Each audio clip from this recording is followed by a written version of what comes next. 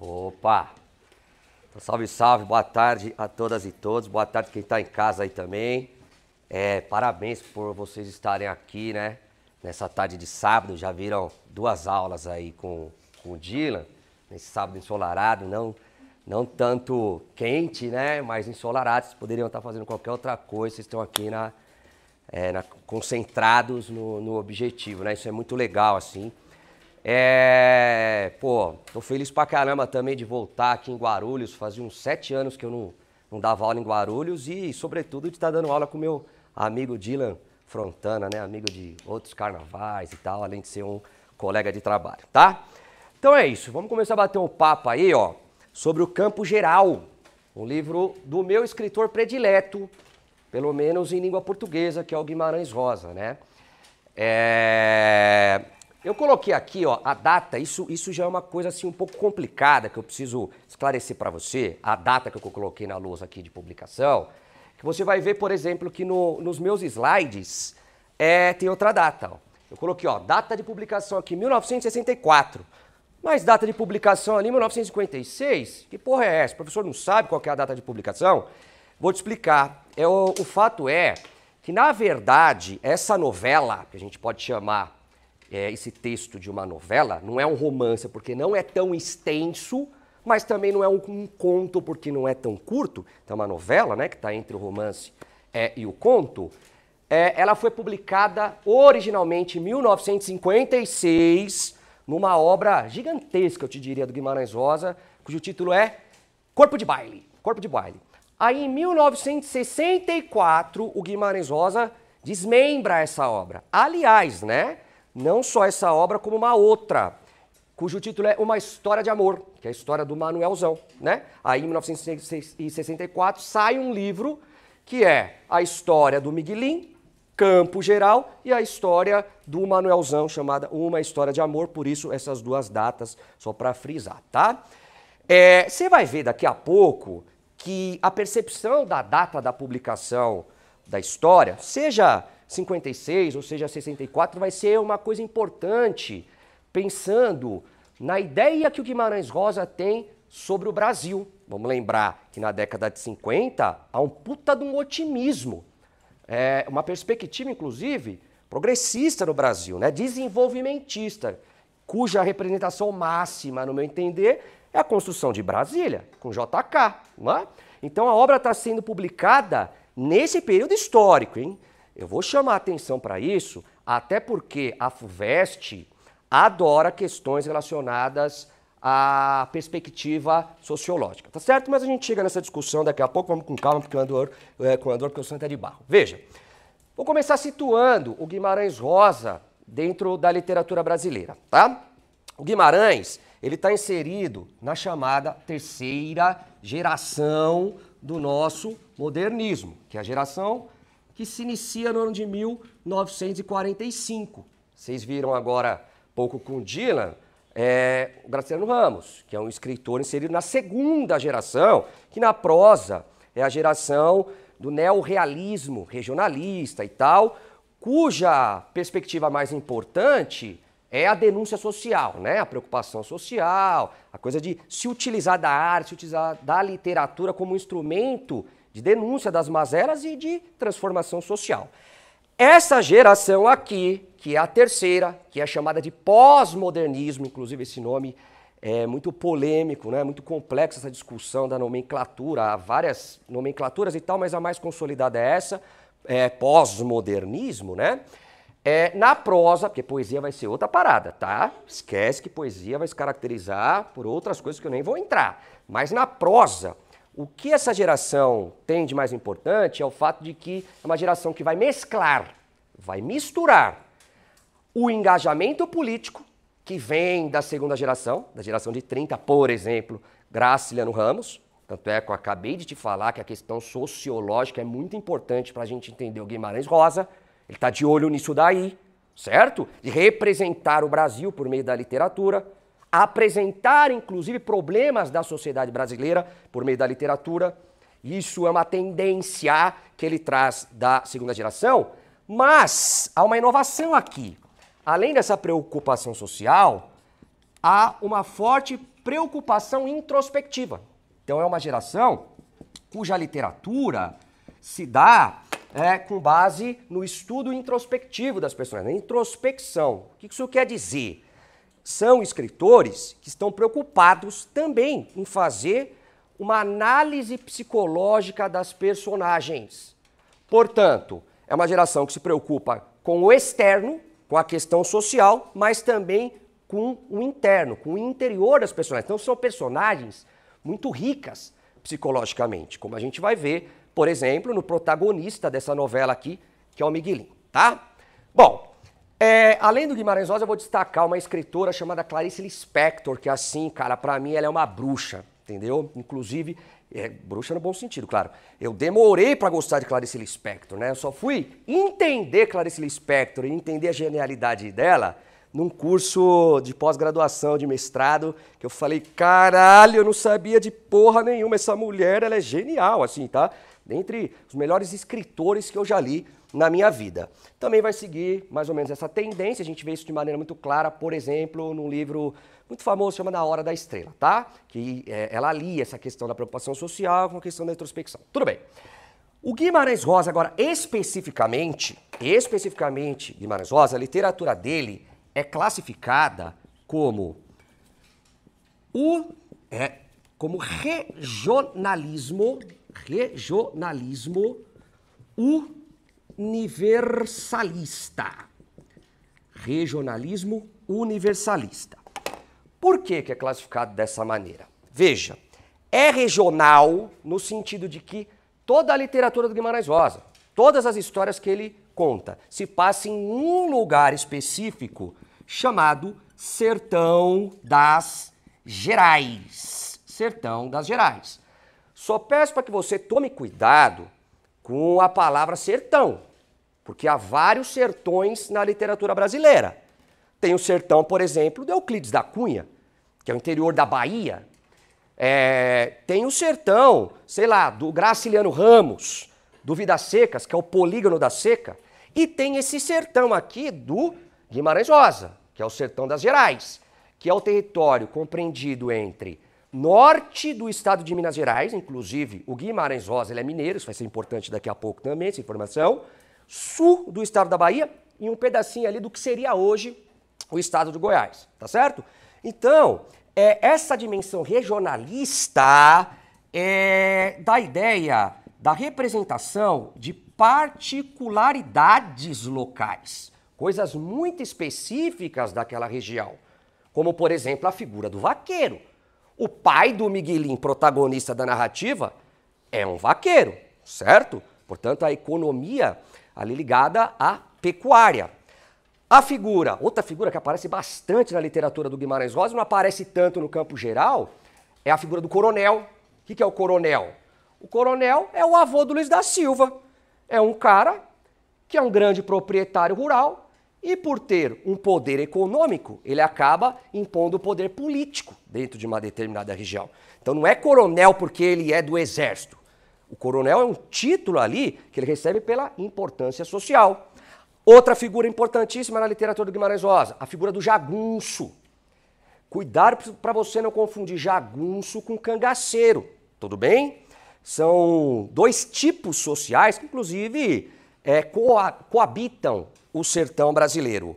O que é o cangaceiro? O cangaceiro é aquele sujeito que se revolta contra as injustiças sociais, contra o mando ali do poder local do coronel e vai fazer uma espécie de banditismo social, certo? Por exemplo, o Virgulino Lampião. O jagunço é outra parada. O jagunço é um homem pobre que vai formar a milícia desse coronel. Porque esse coronel, ele vai impor o poder político dele através da força, através da violência. Duas palavras também importantíssimas para a gente compreender Guimarães Rosa. O sertão é o lugar da violência, hein?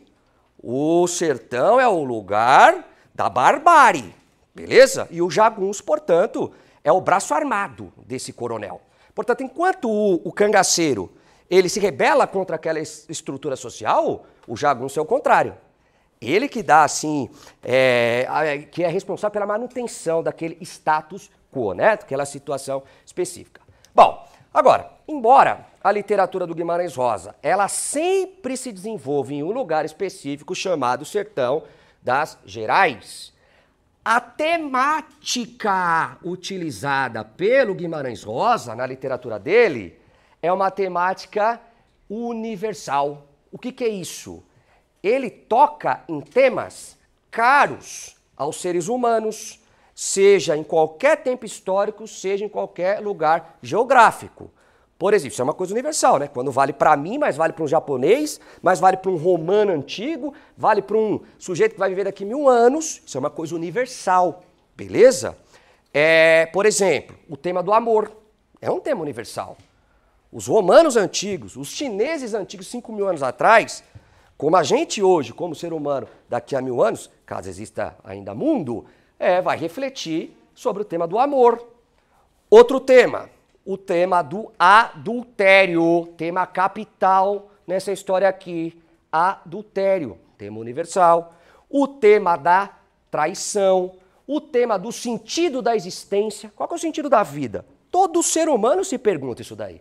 Desde que o ser humano tomou consciência de si e da morte, ele convive com essa pergunta acerca do sentido da existência, cara. Se eu vou morrer, para que tudo isso? Para que viver?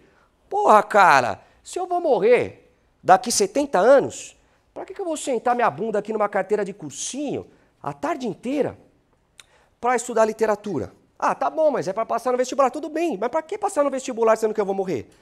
Para que obter um sucesso econômico se eu vou morrer? Se o fim último da vida é a morte. Então isso faz com que nós, seres humanos, reflitamos acerca do sentido da vida, entendeu? Isso, inclusive, gera na gente uma profunda angústia existencial. Todos nós somos angustiados, né? Uns mais, outros menos, etc. Tá?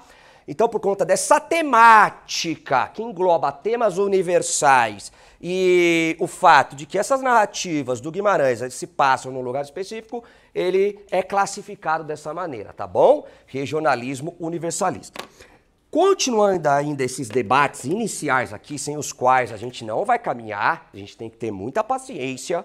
Não dá, desculpa, não dá para eu chegar aqui já metendo louco e contando a história para vocês no campo geral. Primeiro a gente tem que se situar. Até porque, se for para eu vir aqui e contar a história, não tem por que você estar aqui essa hora, pô. A história você vê na internet, seja num resumo, seja com um professor no YouTube. Eu acho que a importância da minha presença aqui hoje é dar ferramentas conceituais, inclusive, para que você consiga compreender o romance, tá? A fundo. Bom, então essa literatura do Guimarães, você tem que compreender a partir de um tripé. Eu gosto bastante dessa ideia do triângulo, inclusive. Não vou entrar, tem até uma tatuagem aqui, que é um triângulo, que é uma homenagem ao Guimarães Rosa. Não vou entrar nesse assunto, porque senão a gente vai se estender demais. Mas eu coloco o triângulo aqui para enfatizar a questão do número 3, tá? Então a gente tem que pensar assim, para entender a literatura dele. Primeira coisa, compreender o estilo do Guimarães Rosa, que ele tem um estilo muito particular, muito próprio. Dois, a gente tem que pensar a literatura dele do ponto de vista sociológico.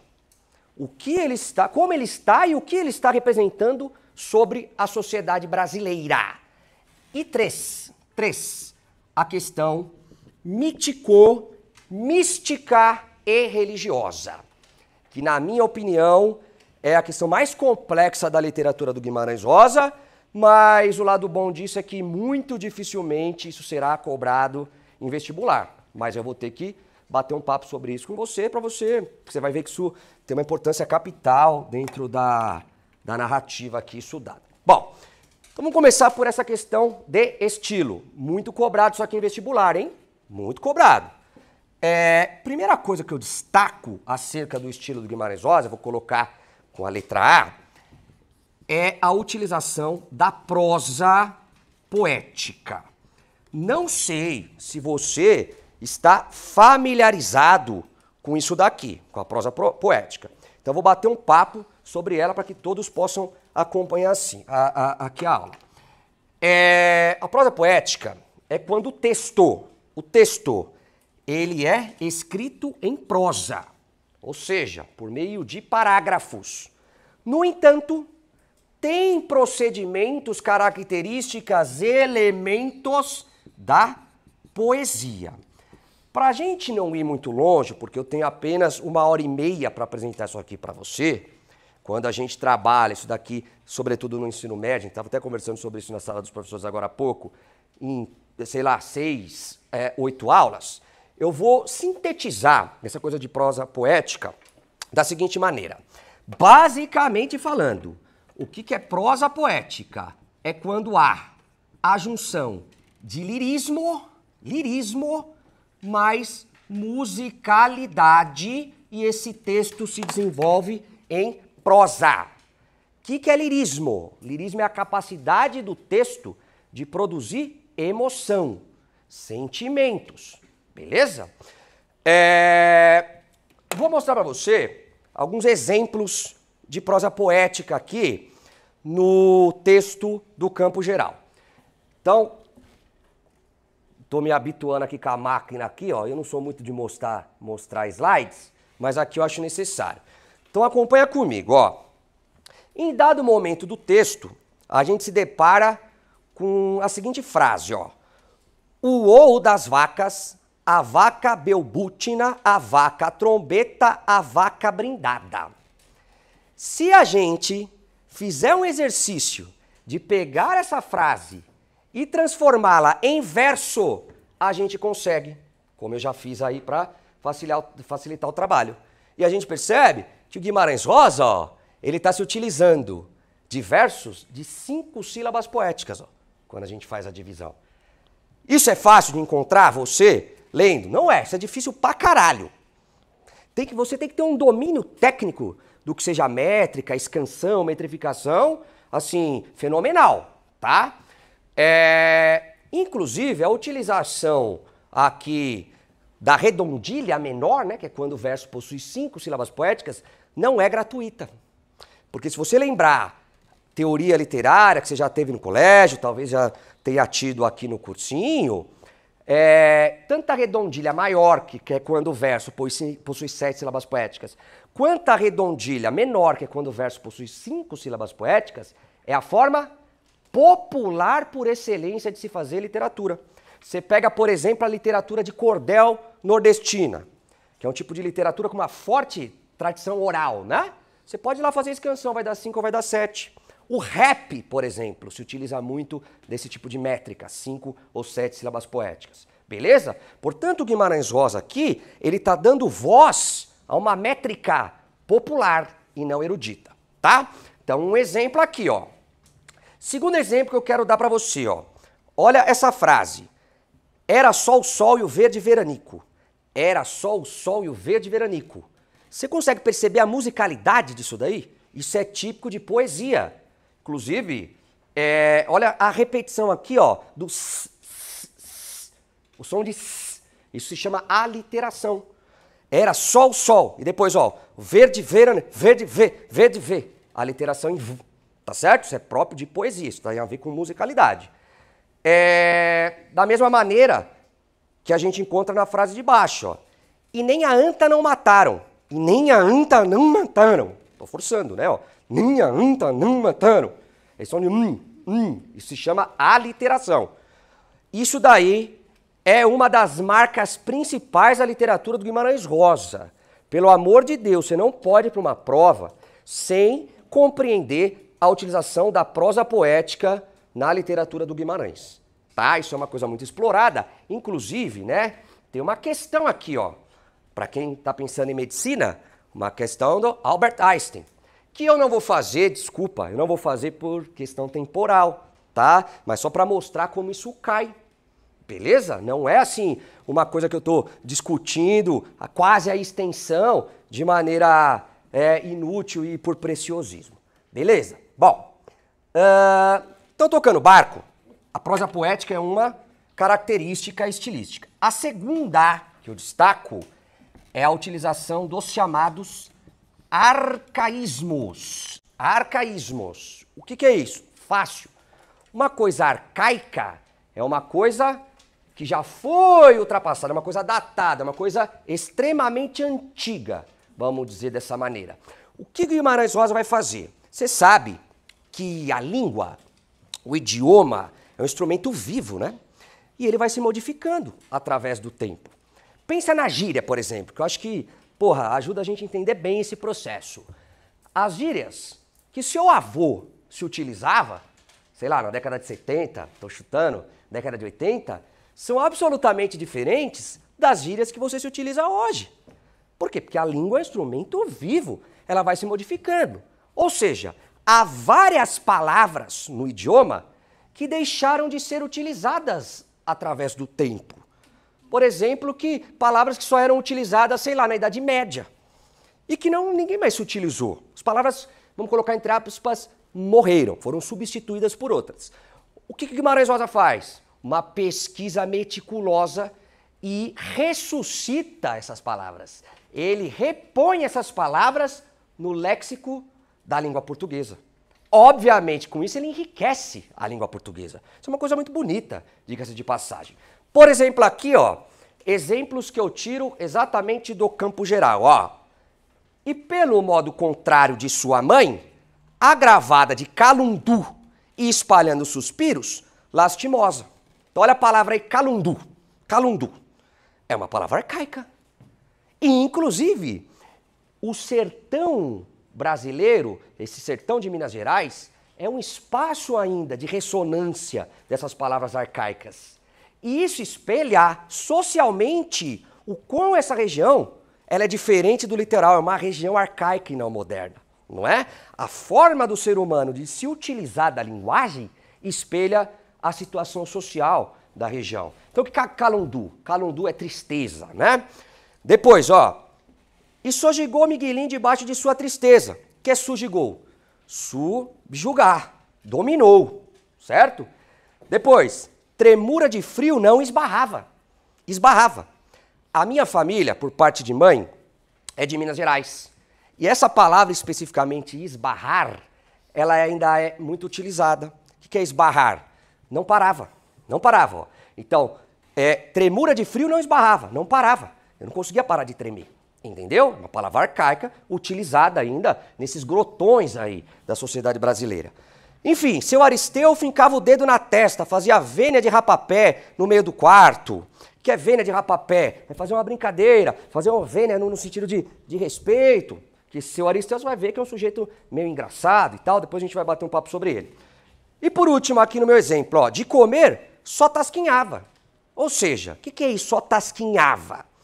Eu só pegava um pedacinho. Então, sei lá, vinha pensei agora que você saiu pro intervalo aí. Você compra lá uma esfirra fechada. Aí o que é tasquear o alimento? Você vai pegar só uma beiradinha assim, ó, tal. Ou seja, não estava comendo bem, estava comendo mal. Beleza? Então isso se chama arcaísmo. Terceiro elemento aqui, ó, também muito cobrado. Utilização de neologismos. Neologismos. O que é o neologismo? Neologismo é a invenção, criação de palavras novas. Isso é muito interessante também na literatura do Guimarães Rosa, né? Ele não se contenta apenas em resgatar palavras que estavam em desuso, palavras mortas na minha metáfora. Ele também é um grande inventor de palavras. Para você ter uma noção, o Dylan está aqui para não deixar eu mentir sozinho, né? Não existe um dicionário do Guimarães Rosa? Um dicionário, e não é fininho, hein? É um dicionário grosso, cara, com as palavras inventadas pelo Guimarães Rosa. Se você for fazer uma pesquisa, sei lá, um mestrado, um doutorado, uma pesquisa acadêmica sobre o Guimarães, você vai ter que comprar esse dicionário, entendeu? Com isso, agora você pega assim, ó, você junta o neologismo, que é a criação de palavras novas, mais o arcaísmo, porra, você tem a dimensão do quão esse escritor enriqueceu o léxico da língua portuguesa, né? E quarta característica aqui para a gente finalizar essa questão de estilo. Vou colocar desse lado aqui só para ficar mais claro para vocês, porque ali está muito embaixo. Vou colocar como D, que é a oralidade como base. Isso também é muito interessante na literatura do Guimarães Rosa. O que é isso, oralidade como base? Ele traz para a literatura, e isso é um procedimento extremamente moderno e de adesão ao popular, certo? Que eu falei para você agora há pouco, da redondilha maior-menor. ele traz para a literatura o modo de dicção do sertanejo do interior de Minas Gerais, norte de Minas Gerais, sul da Bahia. Por exemplo, em dado momento você vai estar lendo Guimarães Rosa e vai aparecer a seguinte palavra, ó, um personagem falando pro outro, oncotô, oncotô. Aí você tá lendo e fala, caralho, oncotô? O que é isso aqui? Pô, no dicionário, né? No dicionário, o que é um cotô? Você não vai achar no dicionário. Ah, já sei, é um neologismo. Pode ir no dicionário do Guimarães Rosa. Você não vai encontrar também, porque isso não é um neologismo. Isso daqui ele está trazendo a oralidade como base da construção literária dele. O que é oncotô, então? Fácil. Onde é que eu estou? O mineiro, cara, o mineiro não vai falar assim, onde é que eu estou? Oncotô, sou? Oncotô, sou? Tatim frita? Tatim frita? Vai falar, por favor, eu quero uma porção de batatinha frita. Tatim frito, ai? Entendeu? Então ele vai pegar essa forma específica, peculiar do mineiro falar e vai trazer para a literatura. Isso dá-se o nome de oralidade como base. Tá certo? Então com isso eu termino essa questão do estilo, tá? E vou passar para a segunda grande característica, assim, da literatura do Guimarães, que é essa abordagem sociológica. Aí o buraco é mais embaixo, o cara presta muita atenção, porque a FUVEST adora, já falei, repito, acho que é a terceira vez que eu falo isso, que a FUVEST adora essas questões relacionadas à análise de Brasil.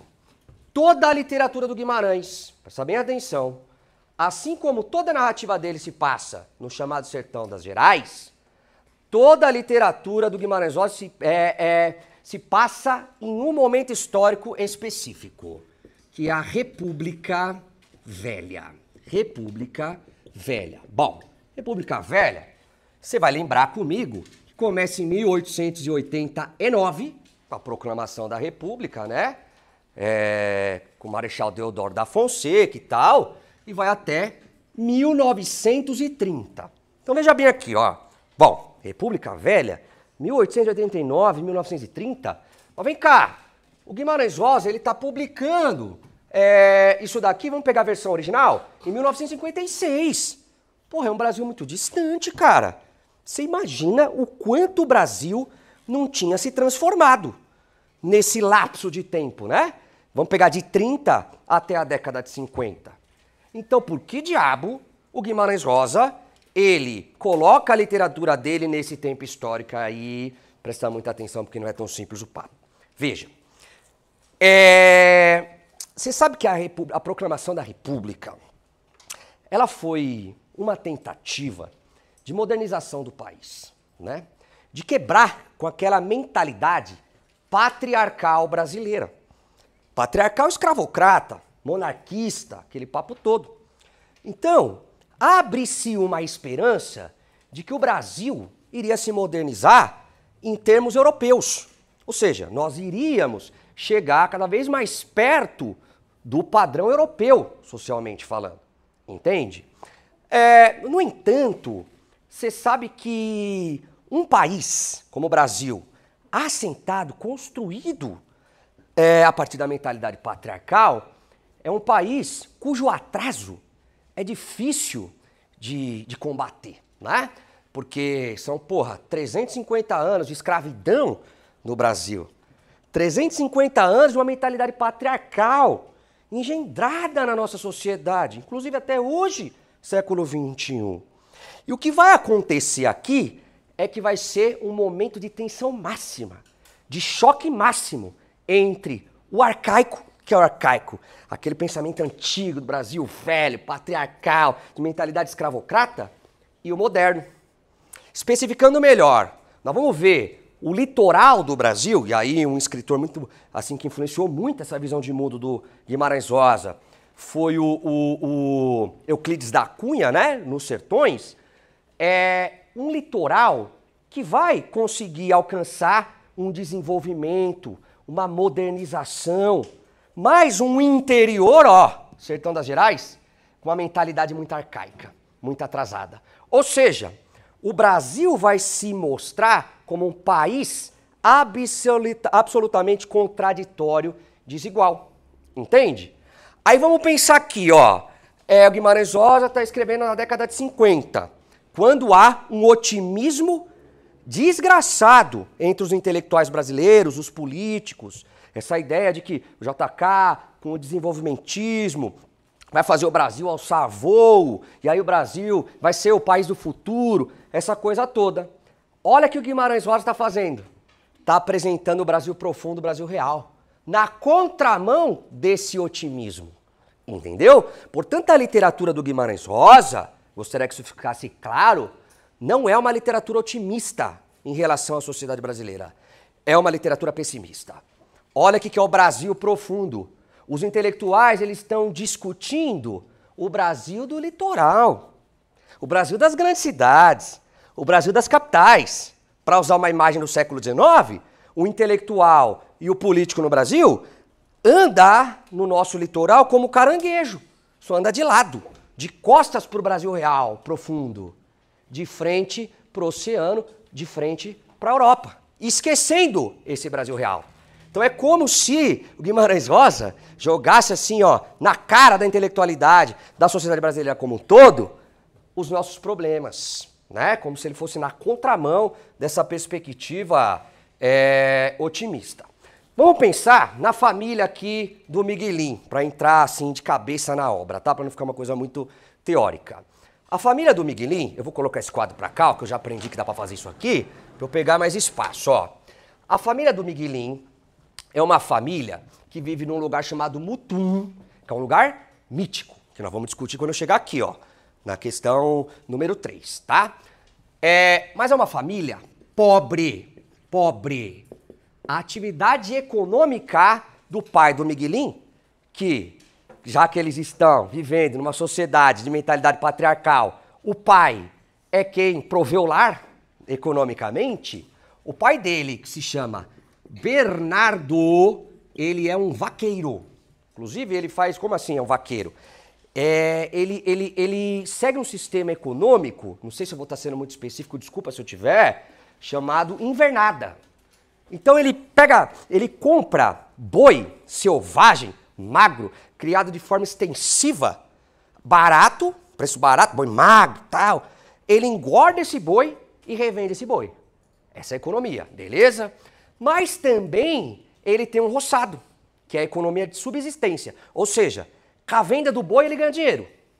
Mas ele planta também, isso é típico desse lugar, inclusive, ele planta ali seu próprio alimento também. Economia de subsistência, por isso que aparece bastante a coisa do roçado. Tá.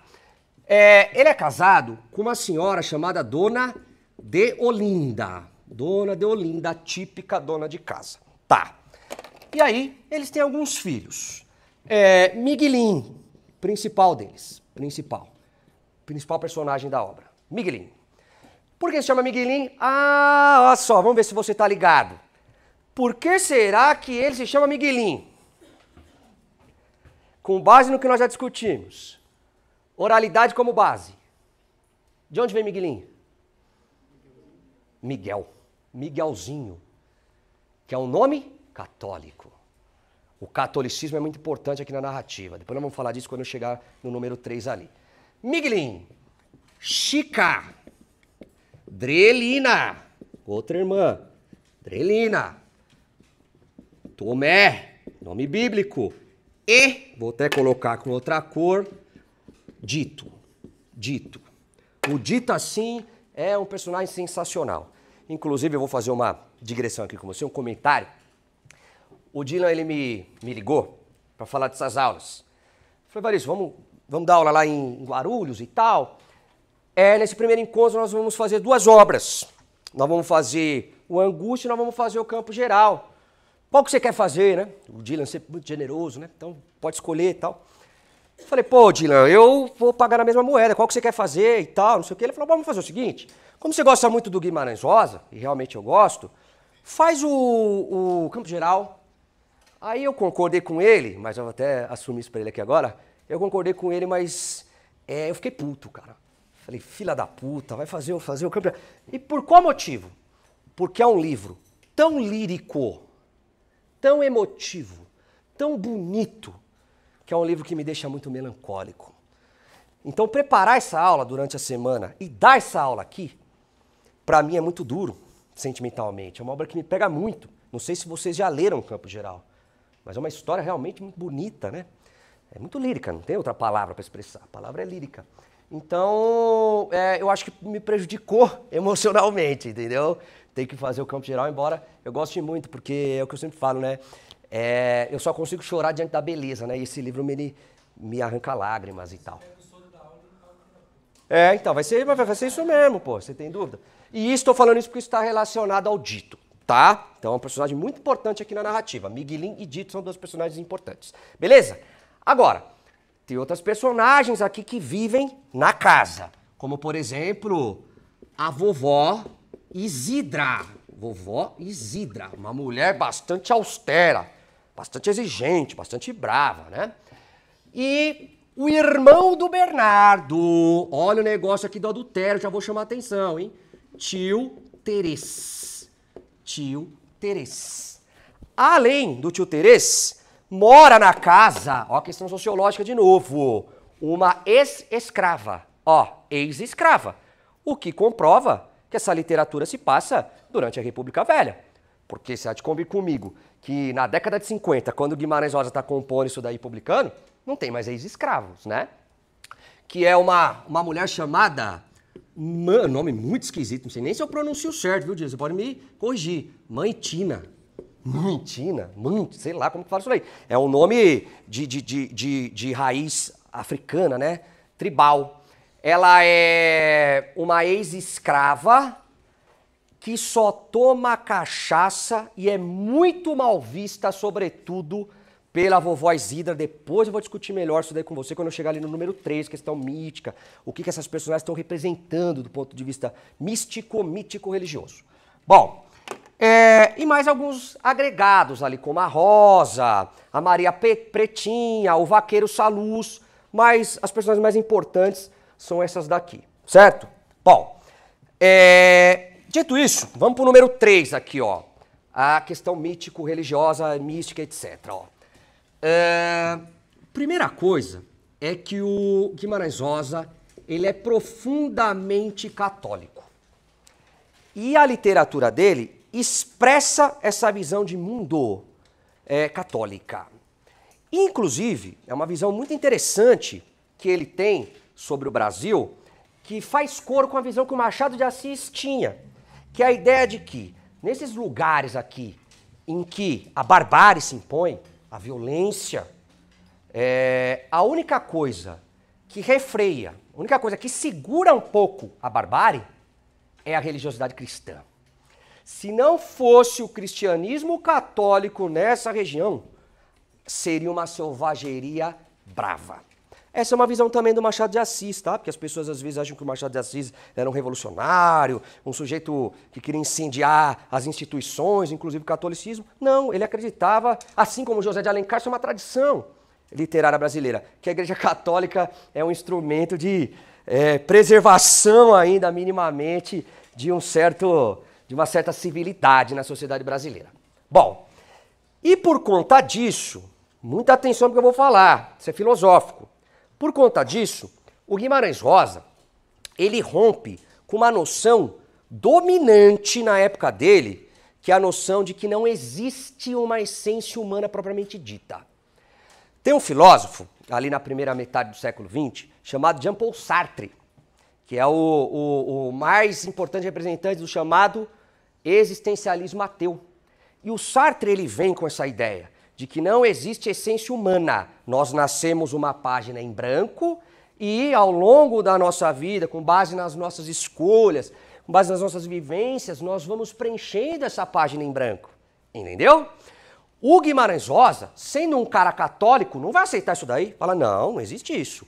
Todo ser humano tem uma essência. E essa essência é dada por Deus. É de uma coragem absurdo o Guimarães Rosa assumir uma perspectiva dessa num tempo de domínio dessa perspectiva existencialista, né?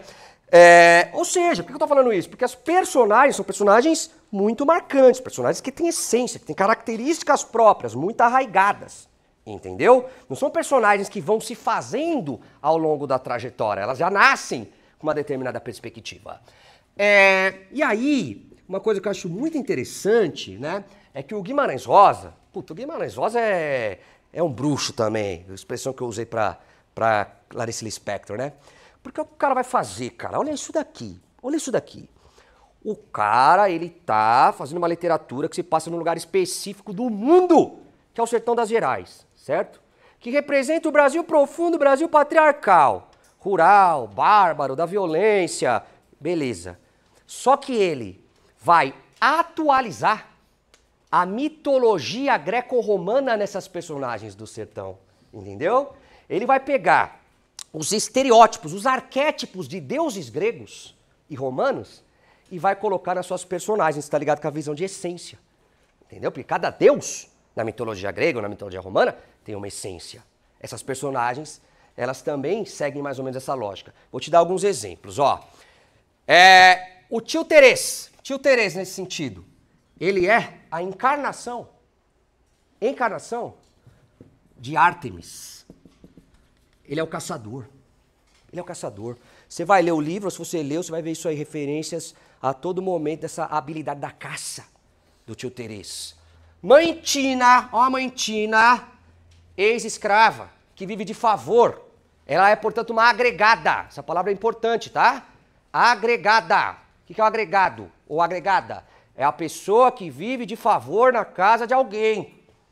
Beleza? Viveu de favor é agregado.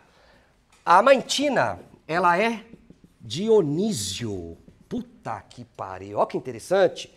Dionísio é o deus do vinho. Deus da embriaguez, ela vive bêbada. É o deus da orgia, é o deus da desrazão, é o deus da emoção completa, que é a mãe Tina. Que é vista de maneira muito negativa, sobretudo pela vovó Isidra, mas aí é um problema ético, hein? Pelo próprio Guimarães Rosa. Guimarães Rosa sendo um sujeito católico e um sujeito que defende a preservação da ordem através do racionalismo, ele vê com maus olhos a mãe Tina. Ele vê a cultura da mãe Tina, essa coisa dos delírios possessórios, que também é uma característica do Dionísio, de possuir as pessoas, essa tradição religiosa africana, essa dificuldade na utilização da sintaxe e das palavras do português, essa coisa de estar embriagado o tempo inteiro e o fato de ser negra. O Guimarães Rosa vê como uma medida, como um exemplo, como um retrato do atraso brasileiro. Eu não posso deixar, embora eu goste muito da literatura do Guimarães Rosa, eu não posso deixar isso daqui marcado com vocês, esse problema ético. Tá certo? Bom, vovó Isidra. Quem que é vovó Isidra? Ó, vovó Isidra é a Hera. Quem que é a Hera? Hera era a esposa de Zeus. Principal característica da Hera, ela era muito ciumenta. E o Zeus era muito mulherengo, você sabe isso aí, né? Zeus era infiel. Enquanto Deus é fiel, Zeus era infiel, né? Essa é a brincadeira. Então ele queria, né, mandar brasa em todo mundo. Fosse deusa, fosse humana e tal. E a mulher dele, olha como os gregos sabiam de tudo, ela é muito ciumenta.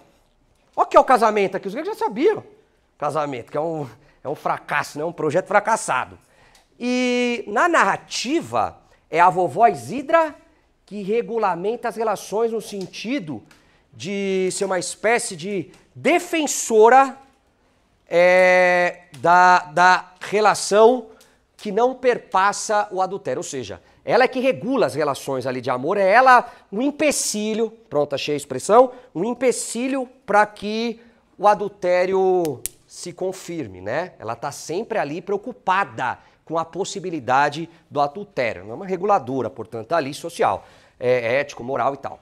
Bom, outras personagens aqui que representam deuses. Você vai ver mais pra frente que vai aparecer um personagem chamado Seu Aristeu. Um personagem muito interessante, do qual eu particularmente gosto bastante, né? Existe um deus chamado Aristeu, que é filho de Apolo. Quando você estiver lendo, presta atenção numa coisa. Toda vez que o Aristeu aparece, ou alguém pergunta para ele sobre as abelhas dele, ou ele mesmo começa a contar sobre as abelhas, ou aparece a abelha na narrativa, que é um dos marcos ali desse deus grego, né? Porque as abelhas, não vou contar a história porque é muito longa, mas resumindo, as abelhas eram uma forma desse deus conseguir prognosticar o futuro, né? Ter visões acerca do futuro. Ele é um personagem muito importante aqui, ligado a essa capacidade de vidência, ligada a essa personagem com a capacidade de cura, beleza? Daqui a pouco a gente fala melhor sobre essa questão específica. E tem um outro personagem, ó, chamado Seu Deográcias. Esse Seu Deográcias é uma espécie de Hermes, ou de uma perspectiva cristã, uma espécie de diabo. É o sujeito das quantidades, né? O Hermes é um deus muito hardcore. De todos os deuses da mitologia, eu acho que é uma hardcore. Era o deus dos bandidos, por exemplo, porque ele auxiliava os bandidos na fuga, ele era o desbravador de novos caminhos, entendeu? Mas ele é o deus também dos comerciantes, porque é o deus das quantidades, etc, né? E é esse Seu Deográcias. Seu Deográcias é um personagem bem esquisito. Tem um filho, que é uma espécie de diabinho, inclusive, que é o Patore. Negócio punk mesmo, essa parte aí, que depois nós vamos chegar, quando eu chegar, obviamente, no enredo da narrativa, tá? Então, essa perspectiva aqui, ó, mítica, ela é muito forte na literatura do Guimarães, porque ele está querendo atualizar essa essência que ele via que o povo greco-romano havia encontrado, né? Esses arquétipos sociais que aparecem por meio da figura dos deuses, tudo bem? Agora, isso daqui vai cair na sua prova? Não, esquece. Estou falando só para você, quando for ler, você conseguir também apreciar a literatura, né? Fruir a literatura, ter uma espécie de prazer com aquilo ali, etc. Agora, a questão ali do estilo e a questão sociológica, meu, isso é batata. Isso daí tem que dominar, não tem jeito, tá? Então vamos tocar o barco aqui e vamos bater um papo sobre a narrativa propriamente dita, né? Se a gente vai falar de narrativa, não tem jeito. Nós temos que começar a partir da delimitação do foco narrativo. Quem é esse narrador aqui? Há basicamente dois tipos de narradores. Basicamente dois tipos. Narrador em primeira pessoa e o narrador em terceira pessoa. Terceira pessoa. O que caracteriza o narrador em primeira pessoa é o fato de que ele também é um personagem. Beleza? Ele narra e é um personagem. Se ele narra e é um personagem, ele está narrando as coisas a partir da visão de mundo dele. Se ele está narrando as coisas a partir da visão de mundo dele e não tem outra visão, porque é ele que está contando a história, você, enquanto leitor, tem que fazer o quê? Desconfiar sempre. Sempre. Por exemplo, Luiz da Silva. Luiz da Silva. Você falou Capitu? Não. Bentinho. É um exemplo tipo, um exemplo clássico, né? Como que você vai condenar a Capitu sendo que só o Bentinho fala? Né? Mas a mesma coisa o Luiz da Silva, que vocês viram na aula anterior, ele fala um monte de groselha sobre a Marina. Porra, você acredita que seja verdade? Puta de um cara misógino, cara. Puta de um virgão, vamos colocar assim, falar o português correto. Pá. Né? Eu achei uma expressão moderna pra isso aí, é o Red Pill. Tá ligado? Essa parada de Red Pill e tal. É o Luiz da Silva, que você vai acreditar num cara desse. Bom, e tem o narrador em terceira pessoa, que é o narrador que não participa da história enquanto personagem. Ele narra de maneira distanciada. Se ele não participa da história enquanto personagem, ele é um narrador plenamente confiável. Beleza? Nele você pode confiar. E é esse o foco narrativo aqui do campo geral. Cuidado que agora vai complicar. Embora seja um narrador em terceira pessoa, que não participa da história enquanto personagem, é um narrador muito próximo e muito simpático ao personagem principal, que é o Miguelinho.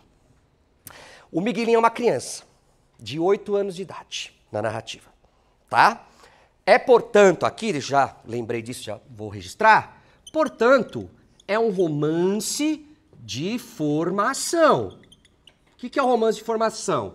Quando o escritor, o narrador, melhor dizendo, ele vai retratar a vida do personagem desde a infância até a fase adulta, né? O personagem vai se modificando ao longo do tempo. Romance de formação. Então, veja, é um menino de 8 anos, tá? É uma criança, que depois vai sofrer um processo de amadurecimento, vai entrar para a vida adulta, vamos colocar assim, entre aspas, por isso que é um romance de formação. Mas voltando para o negócio do narrador. É um narrador muito próximo, muito simpático, e eu arriscaria dizer, isso não é um ponto pacífico, não sei o que o Dylan acha disso, tá? Isso não é um ponto pacífico, o que eu vou falar agora.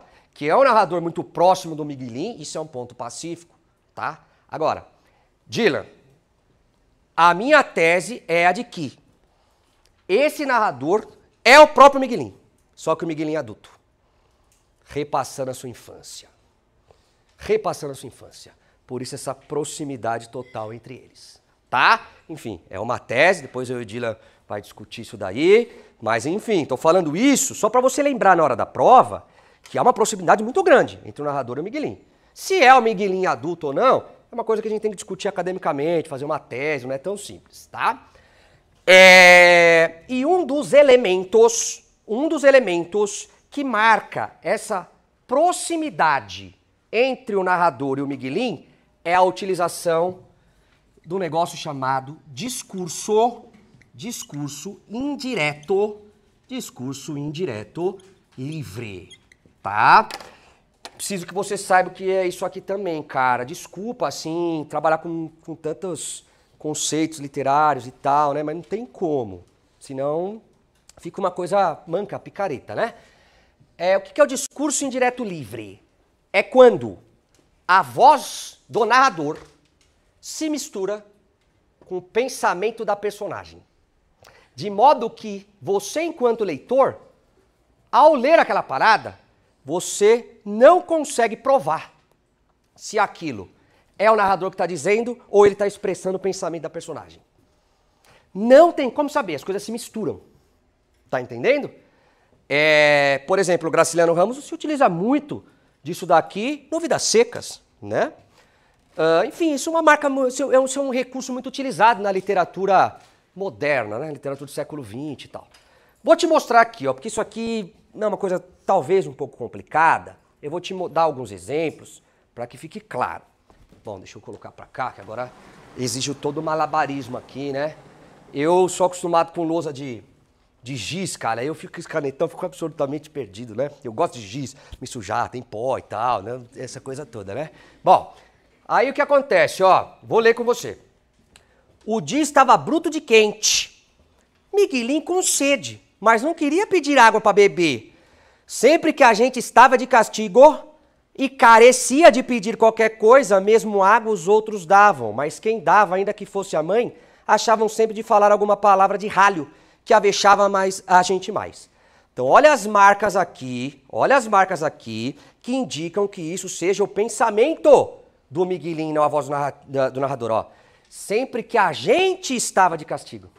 O narrador não fala sempre que os meninos, sempre que alguém, sempre que Miguelin estava de castigo.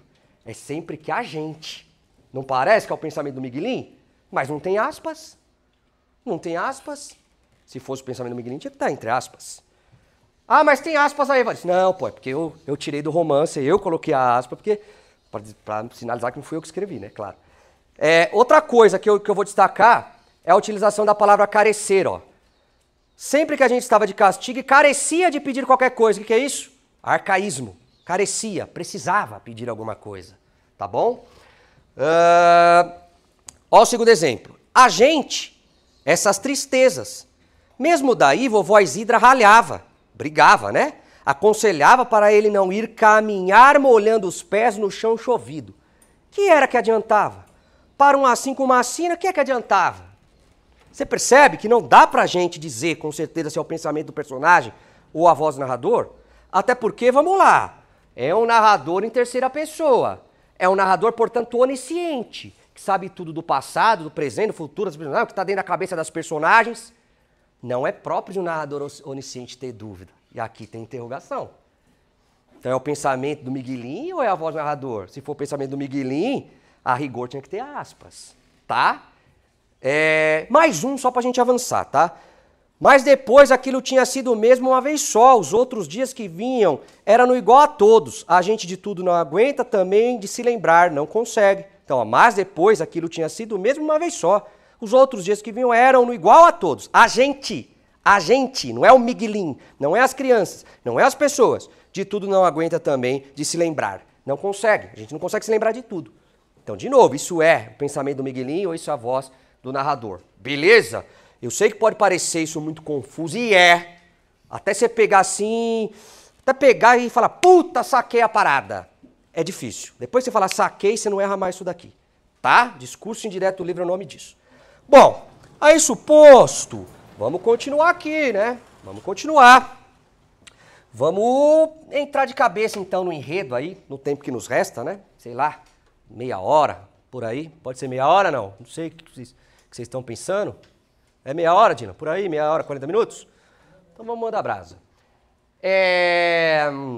O livro começa, quem tiver com o livro pode até pegar, eu vi que tinha uma... Ah, ela tá com o livro ali.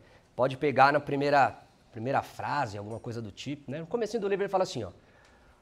Um certo Miguelim, e depois na sequência fala, vivia num lugar longe, muito longe, chamado Mutum.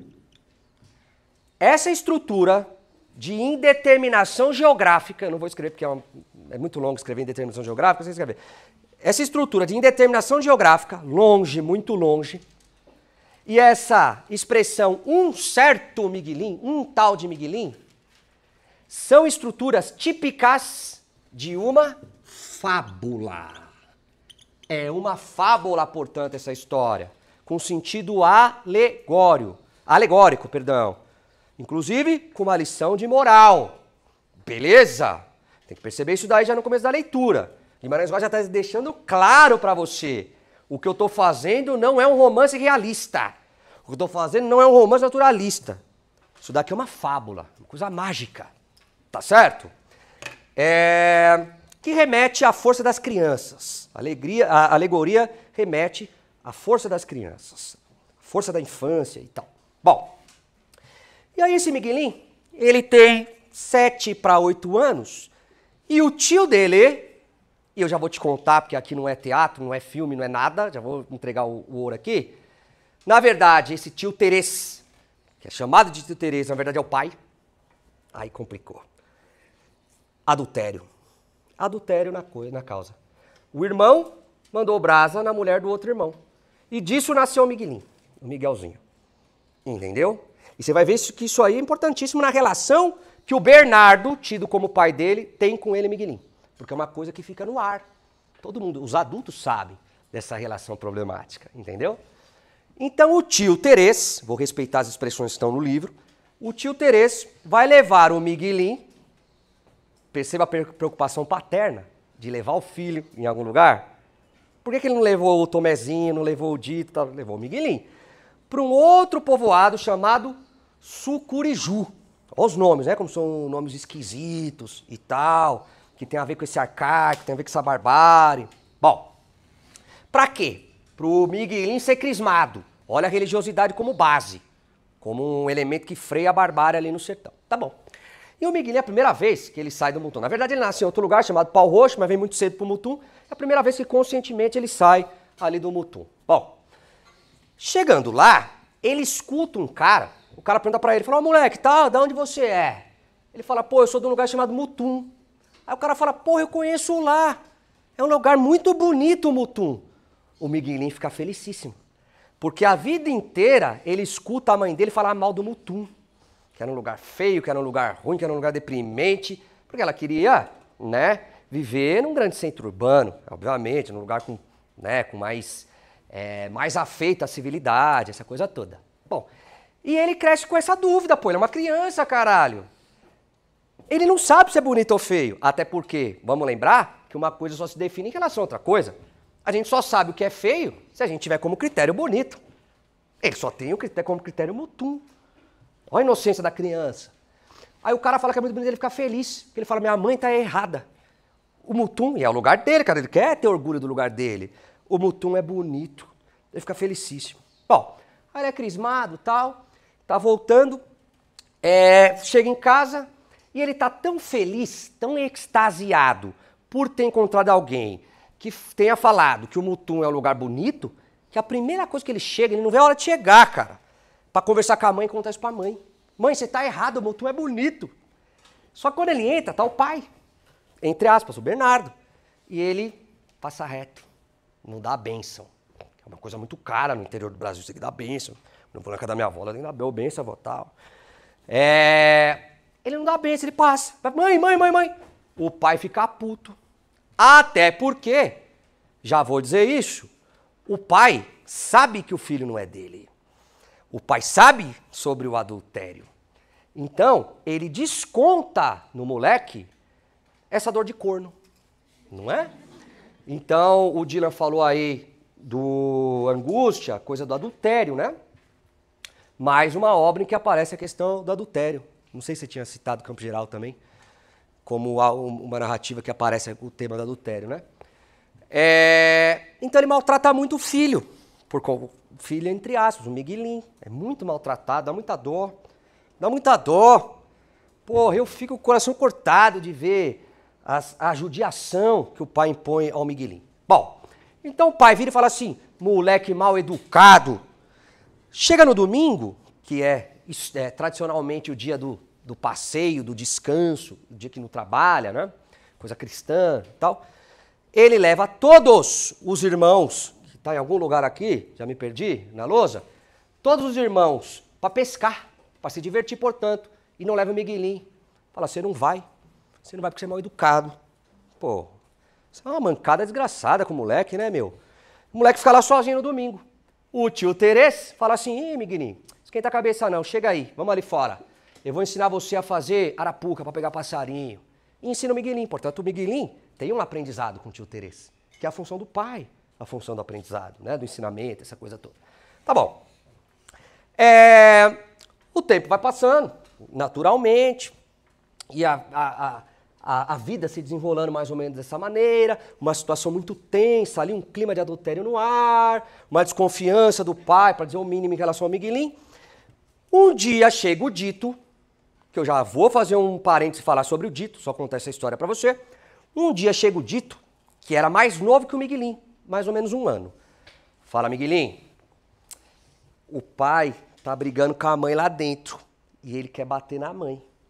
O Miguelinho, ele se sente na obrigação de proteger a mãe, cara. Então ele vai lá para proteger a mãe.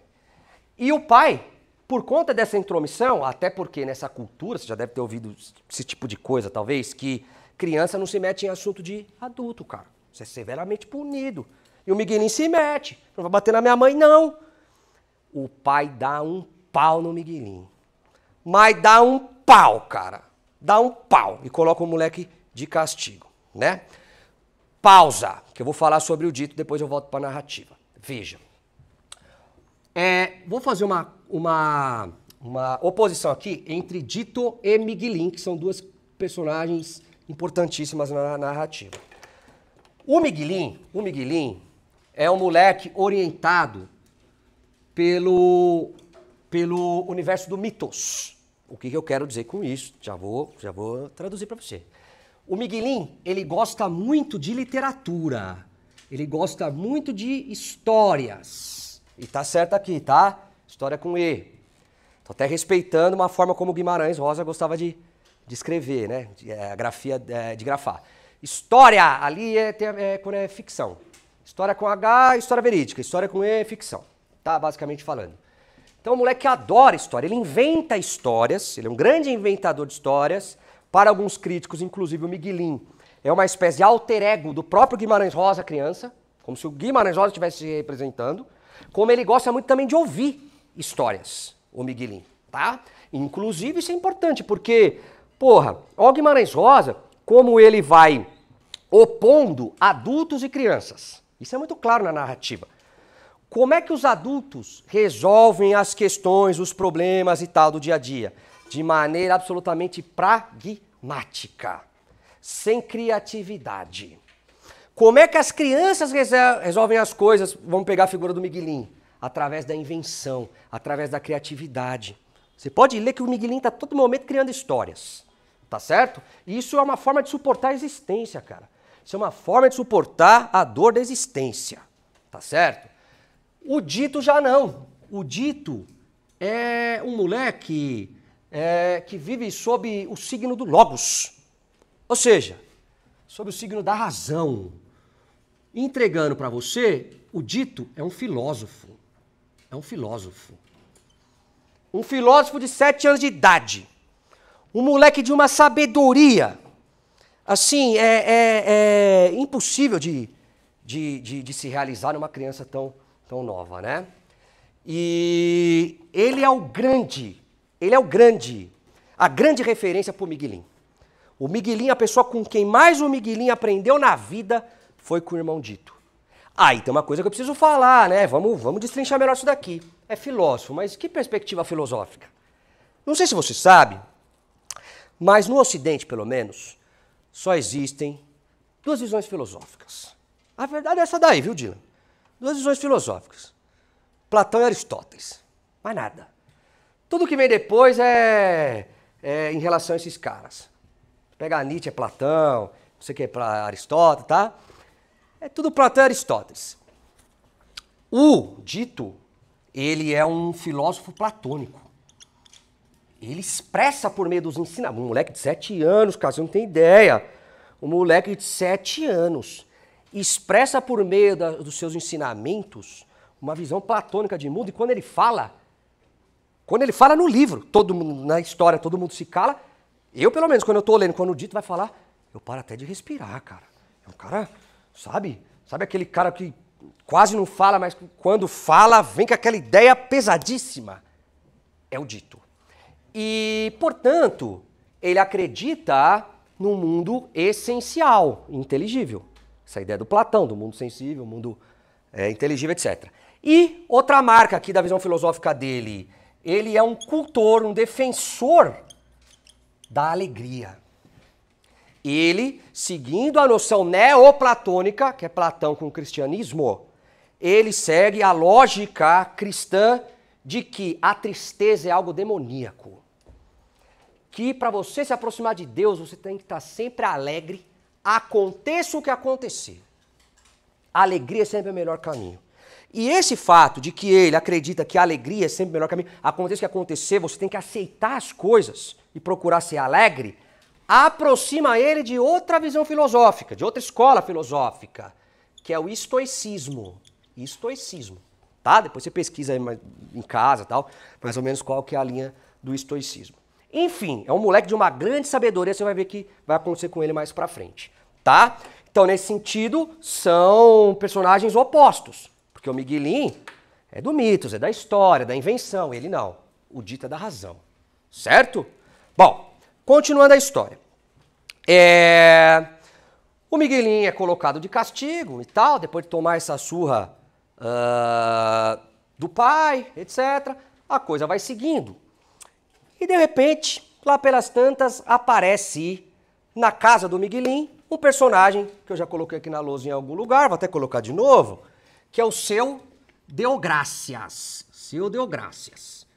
E esse Seu Deográcias, ele vem com um filho, que se chama Magela. Magela. Só que o nome Magela só aparece em um único momento. Na verdade, ele é conhecido pelo apelido dele, que é Patori. Patori. Bom, é um moleque mais ou menos da idade do Miguelinho, certo? Sei lá, 8, 9 anos de idade. E o Seu Deográcias, ele vem para pedir sal, café emprestado, né? Inclusive, ele tem como atuação ali, profissional, vamos dizer dessa maneira, cobrar dinheiro. Então, ela tá devendo para ela, eu sou o Seu Deográcias, eu vou lá para cobrar. Falou, meu, tal, você tá devendo para ela, dá o dinheiro aí, etc. Bom, e esse Patori, como eu disse para você agora há pouco, ele é uma espécie de diabinho. É um diabinho. Olha como o Guimarães Rosa acredita em essência. Olha a essência do Miguelinho. Ser um contador de história, ser um moleque criativo, afetivo e tal. Olha o Dito, é ser um filósofo. Olha o Patori, é um moleque do mal. Então essa parada aí que criança é tudo inocente, não tem isso no Guimarães Rosa não. Então veja só, o Patori ele chega e o Miguelinho não quer brincar com o Patori, porque já sabe, né, cara, todo mundo corre do Patori. E o Patori chama o Miguelinho vai. Bom, aí para comer de conversa, o Patori pega assim uma bala do bolso e você talvez não tenha ideia do que seja uma bala nessa época. Né? Hoje uma bala é uma coisa, sei lá, 10 centavos, qualquer um tem acesso a comprar uma bala. Nesse lugar aqui, meu, é poucos que têm acesso à bala, cara. É uma pobreza desgraçada, uma coisa triste.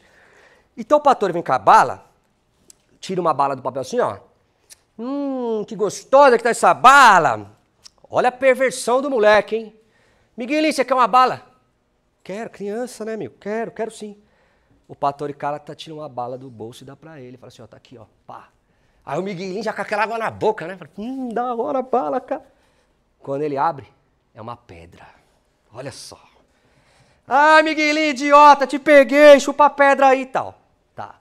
Bom, aí continua ali a relação dos dois. O pastor vem falar coisa de sacanagem pro Miguelinho. Ô, você sabe como o menino nasce? Tá. Ô, Miguelinho, sua irmã Adrelina, essa Chica, né? Sua irmã Chica é uma delícia, pá. Esse papo, né? E o Miguelinho, porra, não gosto desses papos, não gosto desse tipo de coisa, etc. O Dito, que é o moleque da sabedoria, vê que o Miguelinho tá em maus lençóis, não tá gostando da relação, o Dito vem e fala assim, ô Pastore, o vaqueiro Salus, ele tá te procurando que ele quer te dar um pau, porque ele falou que sumiu um arreio dele, negócio de cavalo e tal, uma corda, alguma coisa do tipo, e ele quer te pegar, ele vai te dar um pau. É a estratégia do Dito, a sabedoria, porque aí o Pastore, que tem medo dos maiores, né? Ele gosta de mexer com os menores. É tão covarde. Então ele fica com medo e vai pra dentro da casa e fica do lado do pai dele, sob a proteção do pai. Entendeu? Bom, aí o tempo passa. O tio Terês é expulso da casa pela vovó Isidra.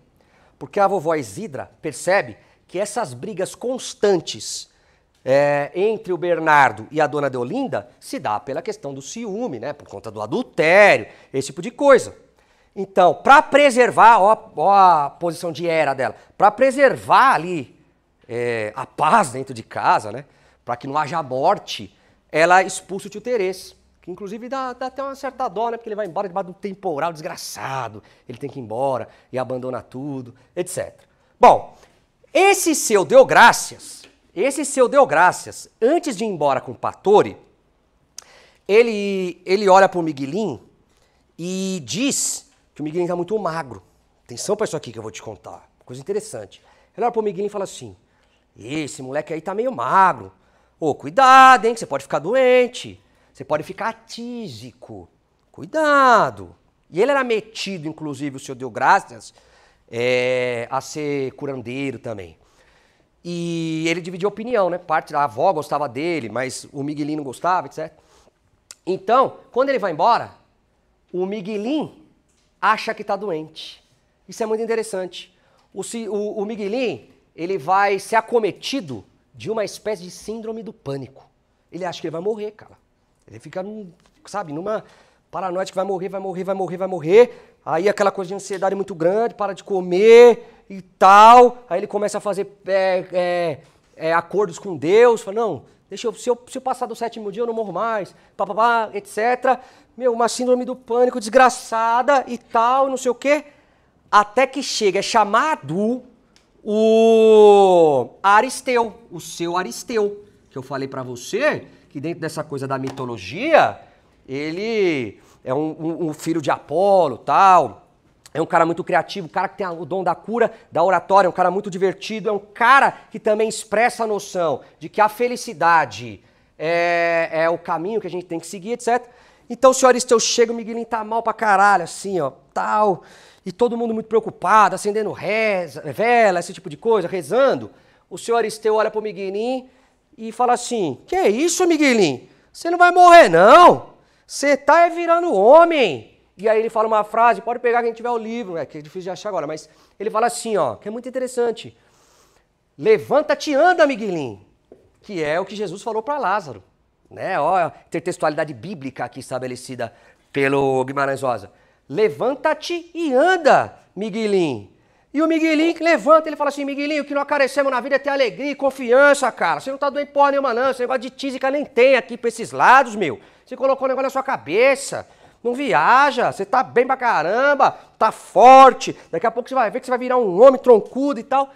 E a partir disso daí, o senhor Aristeu vai embora e tal. O Miguelinho se cura. O Miguelinho fica bem. Portanto, era uma questão psicológica, efetivamente. Bom, lá pelas tantas, eu vou acelerar o processo, senão a gente não termina hoje. Lá pelas tantas, chega um cara que vai servir como uma espécie de agregado, vai trabalhar ali, vai ajudar o pai do Miguelinho Bernardo, né? O pai entre aspas. Um cara chamado Luiz Altino. Luiz Altino. E esse Luiz Altino, uma coisa muito importante, ele vai chegar exatamente num dia que se descobre que o Pastore havia morrido, o filho do seu Deogracias. Como é que ele morreu? Alguns dias antes da chegada desse Luiz Altino, o Pastore estava brincando com outro moleque, com uma garrucha. Ó a brincadeira do Pastore. Brincando com garrucha, com arma, certo? E ele acabou matando o moleque. A gente não sabe se por acidente, por querer, até porque o narrador vai falar que o senhor Deogracias começa a visitar as famílias para dizer que foi um acidente. A gente não sabe o que aconteceu, se foi um acidente efetivamente ou se ele quis matar o moleque. Mas de todo modo, o Pastore depois disso se assusta demais com aquilo ali e vai pro meio do mato.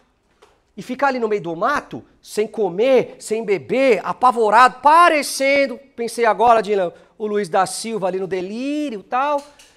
E ele acaba morrendo.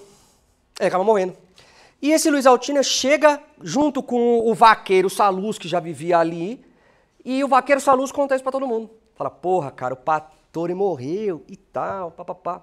Beleza. Esse Luiz Altino, ele traz um papagaio. Isso vai ser imprescindível na narrativa, hein?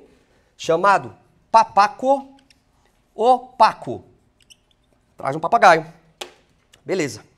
Esse papagaio, ele começa a repetir o nome de todo mundo. Menos o nome de quem? Do dito. Ele fala o nome de todo mundo, menos o nome do dito. Beleza? Bom, daqui a pouco nós vamos ver o que vai acontecer em relação a isso. Em razão da morte do Pastore, o Bernardo vai fazer uma visita pro seu Deogracias. Pô, cara, perdeu o filho, cara. Eu vou lá fazer uma visita pro cara. E calhou de, no mesmo dia, a vovó Isidra, que era a parteira, também sair dali para fazer um parto num povoado vizinho. Portanto, olha só que simbolicamente, as figuras da repressão saem da casa. Beleza? É um período de liberdade, de alegria. Tanto é verdade que nesse mesmo dia à noite, tá uma noite enluarada, uma lua cheia maravilhosa, né? A dona Deolinda chama os filhos ao negócio do adultério e o Luiz Altino para dar um rolê, para apreciar a lua, né? É como se ela fosse uma loba, bom, enfim, não vou falar por aí, não vou deixar pra lá. Aí eles vão. E é uma alegria, a molecada vai brincando e ela vai na frente, conversando de maneira muito íntima com o Luiz Altino. Certo? De novo, se acende aí a hipótese de um adultério. Tá. Depois de um tempo volta. A vovó Isidra, o Bernardo volta o tempo da repressão, etc e tal. Tudo bem. O dito, no dia seguinte desse passeio, da lua cheia, etc, ou nos dias seguintes, enfim, um pouco depois da chegada do Luiz Altino, ele, com muita inveja e muito ressentimento do Papaco o Paco, não fala o nome dele. Ele queria que o bicho falasse o nome dele, mas não fala, só o nome dele que não. Ele acorda na aurora, assim, né, no amanhecer do dia, e ele escuta corujas piando, sei lá se é piar que fala, um negócio de coruja, mas você entendeu? Coruja piando o nome dele. E ele fala, porra, se o papagaio não fala meu nome, pelo menos a coruja vai falar. Só que é o seguinte, dentro da tradição popular brasileira, coruja é o bicho, o animal do mau agouro. Se tiver coruja na porta da sua casa, é morte iminente, alguém vai morrer da sua casa, esse papo todo, né? Bom, e ele vai, então é um signo ali da tragédia, né? A possibilidade da tragédia, né? E ele vai atrás dessas corujas. E nisso que ele chega perto das corujas, ele acaba se ferindo com um caco de alguma coisa, uma louça, alguma coisa do tipo. E ele tem um corte profundo no pé. Eles vivem no meio do Omutum, cara, no meio do nada. Acho que tem SUS, né? Não tem. Então, tem que se virar em casa, cara, com ervas, com, enfim, pá. E aquilo vai infeccionando. E ele vai piorando cada vez mais. Febre e tal, e não sei o quê, e tal. E um dia ele fala pro Miguelinho que ele não queria morrer, cara. Eu não quero morrer, Miguelinho, e tal. Eu adoro viver, e não sei o quê. É um prenúncio do que vai acontecer. O seu Aristeu é chamado. O seu Aristeu, sempre que chegava, ele trazia alegria. Era um cara muito carismático. Ele chegava brincando. Ele era quase um personagem. Entendeu? Ele chega, pá, brincando, pá, quando ele olha o dito. Ele fica sério. Ele já tem intuição que é questão irreversível. Ele olha, tal, faz um discurso daqueles, tipo, pô, a vida é assim, tal, não sei o quê. E, resumindo, o moleque morre, o dito morre.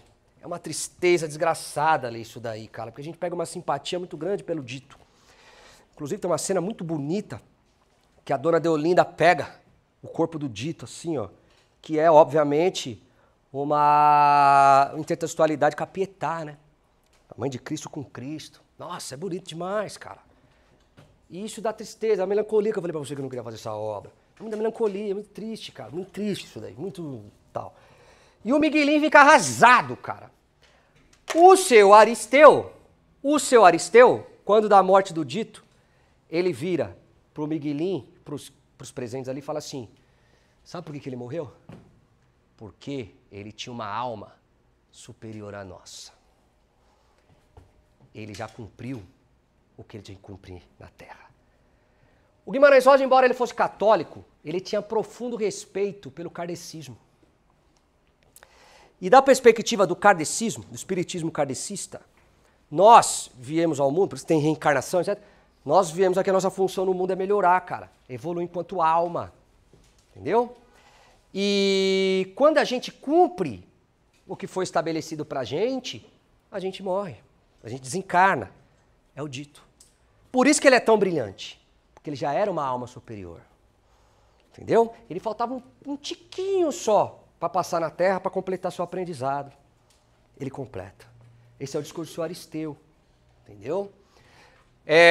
Bom, e isso vai servir, a morte do dito, vai servir, inclusive, como um ritual de passagem para o próprio Miguelinho, né?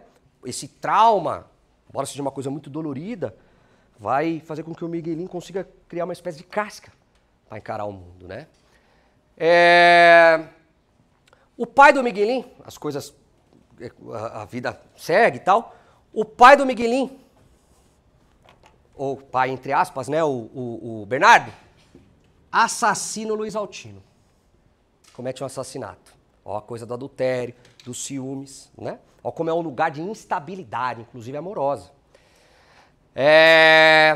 Só que depois, com peso na consciência, ele vai pro mato e se suicida.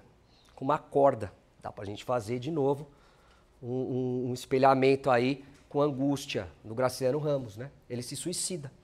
Com o suicídio do Bernardo, quem volta para casa e agora assume a posição de chefe da família? O tio Terês. O tio Terês, né? Então, espaço aberto. A vovó Isidra vai embora também.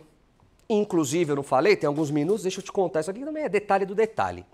Na verdade, a vovó Isidra não é mãe da dona Deolinda. Na verdade, ela é tia. Porque a mãe da dona Deolinda, olha a história, era puta até uma certa idade. Depois se arrepende, se converte ao cristianismo e vira freira. Uma espécie de freira, vai. Uma religiosa muito austera.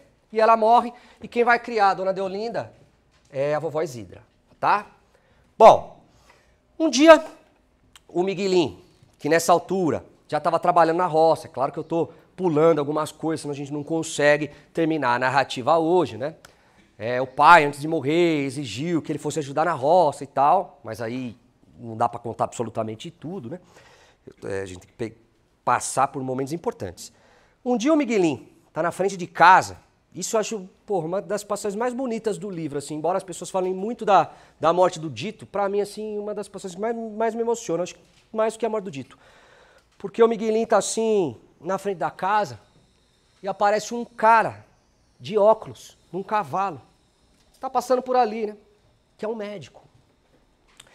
E para e fala assim, e aí, moleque, quem é você? Olha que bonito que ele vai responder. Eu sou o Miguelinho, irmão do Dito.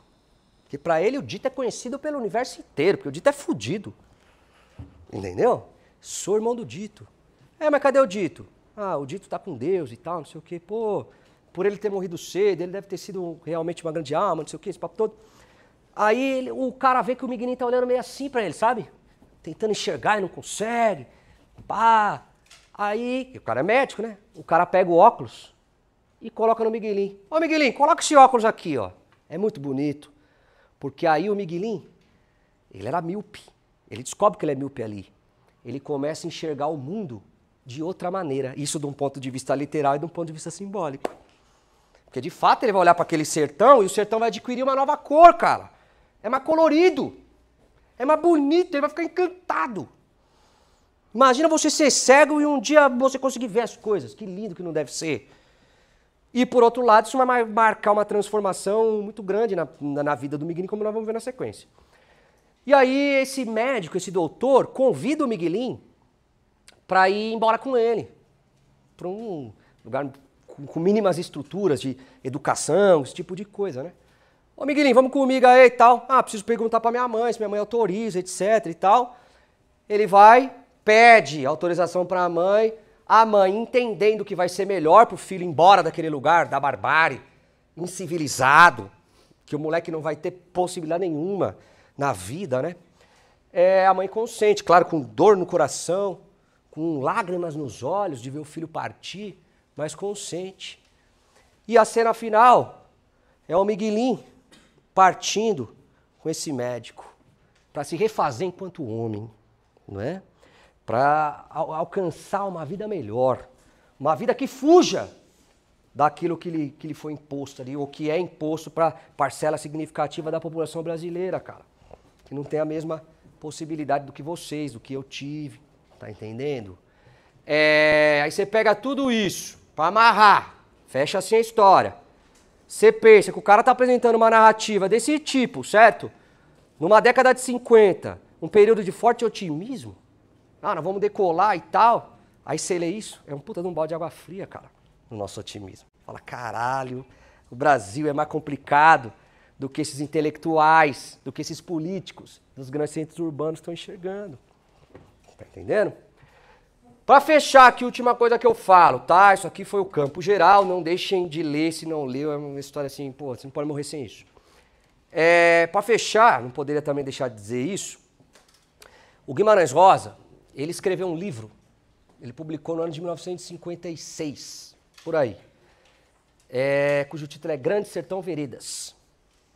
Um livro dificílimo de ler, dificílimo, mas que condensa toda a visão de mundo do Guimarães Rosa. E eu estou falando desse livro porque, já que nós estamos falando do Guimarães, é o meu livro predileto de toda a história da literatura, cara. Para mim é uma bíblia. Eu acho que, assim, é um desperdício você ser lusófono, você falar português, ter a oportunidade de ler Grande Sertão Veredas no original e não ler. É um desperdício. É difícil de ler, é difícil. Mas eu te garanto que se você encarar essa travessia, esse sertão de 500 páginas, você, ao terminar a leitura, você vai ser outro muito melhor do que você é. Para mim é uma espécie de bíblia, assim, entendeu? Então é um escritor muito importante para mim, o Guimarães Rosa, né? Embora essa narrativa especificamente eu não goste muito de tratar sobre ela e tal, porque ela mexe muito com os meus sentimentos, etc e tal, né? Mas é um puta de um escritor, tá? Aliás, né? Discutimos hoje dois grandíssimos escritores, né? Graciliano Ramos e o Guimarães Rosa. Tá certo? Então é isso daí, tá bom? Foi o que deu para eu fazer. Se teve alguma falha, algum lapso, alguma expectativa que eu não cumpri, você me perdoa, mas a gente tem pouco tempo também aqui para fazer o trabalho, tá? Mas foi um trabalho sincero, tanto o meu quanto o do Dylan aí, dedicação e entusiasmo. Vestir a camisa e jogar mesmo para valer, suar a camisa, né? A gente suou, tá certo? Espero que a gente se veja aí numa próxima. Obrigado pela presença aí, num sábado, 5 horas da tarde, é uma coisa heróica mesmo, tá bom? É isso aí, até mais.